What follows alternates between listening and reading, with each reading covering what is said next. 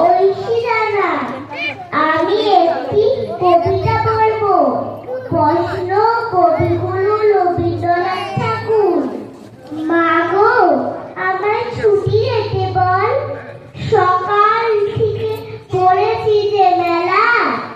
এখন আমি তোমার ঘরে বসে করবো শুধু পড়া পড়া খেলা।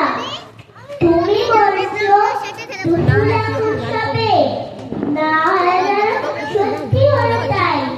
একদিনও কি দুপুর বেলা হলে বিকেল হলো মনে করতে নাই। আমি তো বেশ ভাবতে পারি মনে, সূর্যের বেরোতে মাঠের শেষে বাম টিপুরি চুবড়ি ভরে দিয়ে চাপ তুলেছে পুকুর ধারে এসে। আধার হলো মাথার গাছের তলা, কালি হয়ে এলো দিঘি জল। হাতের থেকে সবাই এলো ফিরে, মাঠের থেকে এলো শাসির দল।